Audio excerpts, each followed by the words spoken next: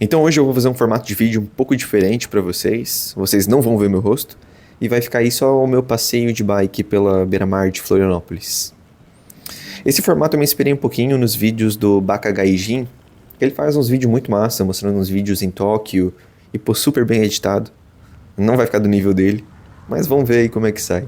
Então vamos pro tema principal do vídeo. Cara, recentemente a gente veja muita discussão da liberdade de expressão, de como o governo deve tratar ela, né? Ficou muito famoso o caso do Léo Lins, que ele fez algumas piadas e foi julgado por isso, né? Foi condenado à prisão em primeira instância. Claro que vai agora recorrer o caso e provavelmente espero que seja revertido. Mas muito se fala sobre qual é o papel do Estado. Se ele deve censurar alguma coisa, se ele deve incentivar determinado discurso. Eu acredito que certos temas, certos assuntos, pra gente é muito claro que deve ser censurado, pelo menos quando se faz apologia a ele, deve ser censurado. Isso é o caso do crime organizado ou de pensamentos muito extremistas, como o nazismo, como talvez o fascismo. Se tu coloca algo em prática disso, né, que tu realmente faz apologia a ele, que a gente tem que realizar ele, ou que tem um grupo social que esteja promovendo ele, a maior parte da população vai entender que é cabível, é justificável o Estado censurar esse discurso para o bem de toda a população. Todavia, existem outras zonas bem cinzentas, né? Por exemplo, ali o próprio caso do Léo Lins, que é o caso do humor. Então, quando tu faz a piada com alguém deficiente, ou uma piada talvez de cunho racista, esses assuntos eles também devem ser censurados pelo Estado. É justo a gente fazer isso. É algo, de novo, cinzento, que eu acho que, ao meu ver, são apenas palavras. Ele não está, de fato, promovendo um discurso extremista, algo que tem organização, algo que vai se tornar algo palpável na nossa realidade. Então, ao meu ver, não deveria ser criminalizado. Outra questão, além da censura, é se o Estado ele deve promover ou incentivar determinado princípio, valor ou discurso. E, de novo, é algo bem questionável, né? Porque o Estado promover determinado discurso, ele está incentivando determinada cultura, enfim, muitas vezes vai ser uma cultura que tu não compactua com ela, que tu não apoia, e tu tá pagando teus impostos e o Estado, ele tá incentivando um discurso que tu nem concorda.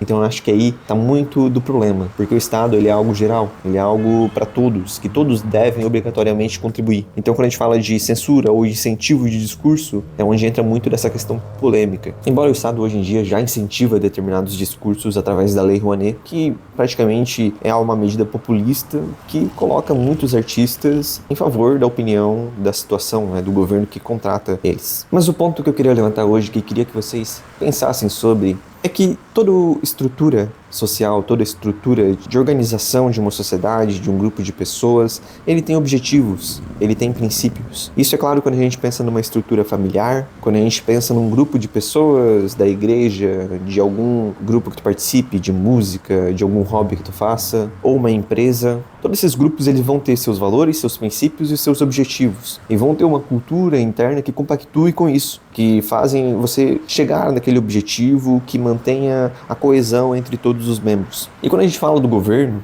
a gente tende a não ver da mesma forma, que é errado o governo ele incentivar ou censurar alguns assuntos, alguns princípios, alguns valores, alguns pensamentos. E aí eu penso, se o governo, por exemplo, ele tem o objetivo de criar uma sociedade segura, de confiança, onde as pessoas confiam entre si, onde negociam entre si, uma sociedade empreendedora, onde todos tenham recursos financeiros, uma boa saúde financeira. Se tu tem esses objetivos, necessariamente vai ter uma cultura que faz tu chegar melhor nesses objetivos. Por exemplo, tu criar estruturas sociais de pessoas nos seus bairros, nas suas comunidades, para interagirem entre si, tu fortalecer a segurança, tu repudiar o crime veementemente, né? Então, crime organizado não tem vez, tu ser muito duro com isso, tu incentivar, por exemplo, a fraternidade, a confiança, a interação, a negociação entre as pessoas, a mentalidade empreendedora. Tudo isso é o Estado moldando e incentivando a cultura e reprimindo certos comportamentos para tentar chegar num objetivo que ele tem. Então, quando a gente observa povos que foram muito bem-sucedidos durante a história, normalmente a gente vai ter valores, princípios atrelados a culturas deles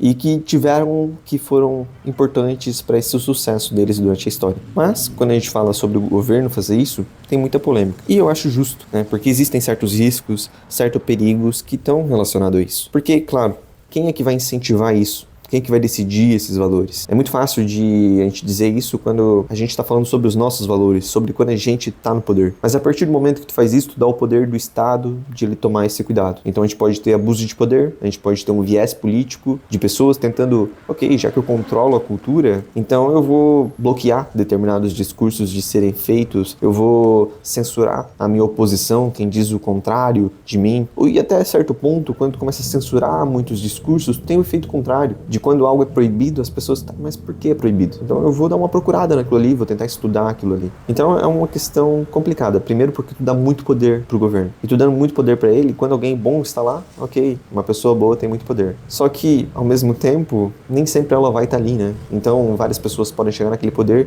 e podem usar tanto pro bem quanto pro mal. E normalmente, em algum momento da história, alguém vai usar pro mal e vai dar muito problema, que vai ser um governo autoritário. Se a gente pegar ao longo da história, a gente vai ver muitos exemplos de impérios, de povos que tiveram muito sucesso e eles tinham uma cultura que levaram a eles terem esse sucesso. No Império Romano, por exemplo, a gente pode pegar o Imperador Romano Augusto, por exemplo, que ele fez uma reforma da moral romana, que ele promulgou a lei Leges Juliae, sei lá se é assim que se fala. E ele falava que as pessoas estavam se degenerando, tinham perdendo os costumes familiares, estavam enfraquecendo a Roma, e ele precisava restabelecer essa cultura familiar. Então ele fez uma lei onde as pessoas tinham que ter sua família, tinham que ter os seus dependentes, os homens, e que deveriam sustentar eles. Deveriam então ter responsabilidades, assumir suas responsabilidades e trabalhar e fazer isso acontecer e ter esse respeito das famílias tradicionais humanas. Então, esse discurso de família tradicional e a perca dos costumes já é um discurso bem antigo, né? Desde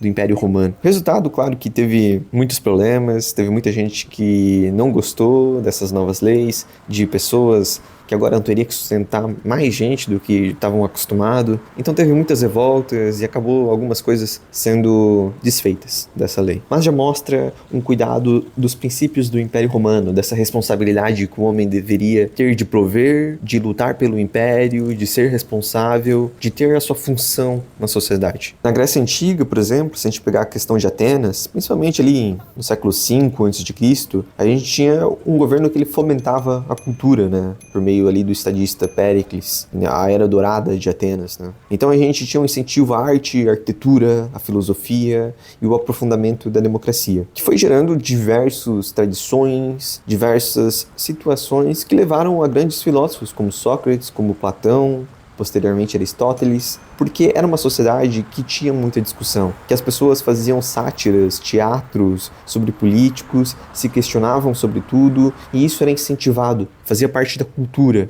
E através dessa cultura surgiu os pais do pensamento moderno, Sócrates, Platão. Se a gente pegar Esparta, por exemplo, em contrapartida de Roma na mesma época, o Estado ele moldou uma cultura extremamente rígida, onde tinha um foco totalmente militar. Então a sociedade ela tinha que ser bem regradinha, tinha quartéis, tinha o treinamento de cada um, e todos deveriam seguir rigidamente aqueles ensinamentos, a obediência, o treinamento físico. E isso teve o seu resultado. Teve o resultado que Esparta ganhava várias lutas, tinha um exército extremamente resiliente e combativo. Só que ao mesmo tempo, toda essa obediência, toda essa hierarquia, tudo isso bem sistematizado, esquematizado, também inibia a individualidade de cada um, a criatividade de cada um, talvez o mercantilismo, a negociação entre as pessoas, que também teve o seu preço para Esparta. Então, através do Estado ter incentivado isso, eles tiveram seus ganhos, mas também tiveram suas percas.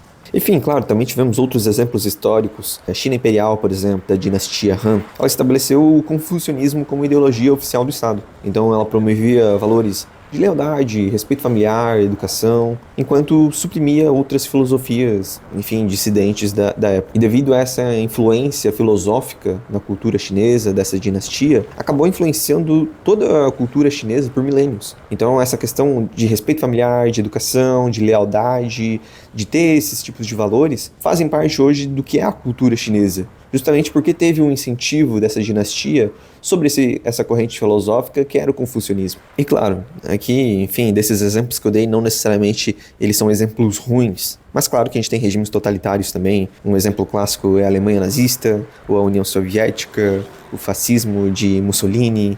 Todos esses também tinham uma forte questão da propaganda, da questão de compactuar certos valores, certos princípios, certos ensinamentos, Só que daí é quando esse controle cai nas mãos erradas. Então aí que surge toda essa questão. O Estado ele deve interferir na nossa cultura, no nosso pensamento, incentivar discursos ou censurar determinados discursos? Isso é uma faca de dois gumes.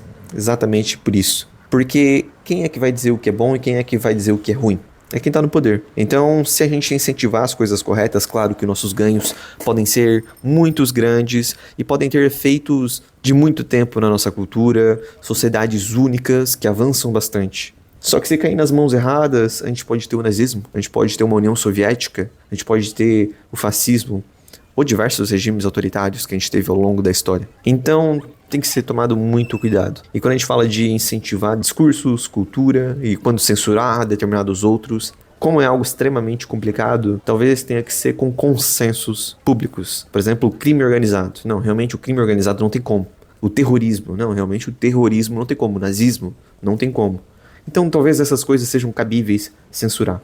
Mas a gente tem que ter bastante cuidado com o que a gente faz com a nossa cultura, porque a gente está criando mecanismos, ferramentas do Estado de controlar a opinião popular. E quando isso cair nas mãos erradas, pode ter uma grande arma para ele utilizar e fazer o seu movimento ir adiante. Deixa aí o que tu pensa nos comentários. Me diz se tu gostou desse vídeo aí. Enfim, rodando um passeio de bike de fundo. Por esse vídeo é isso. Até a próxima e valeu.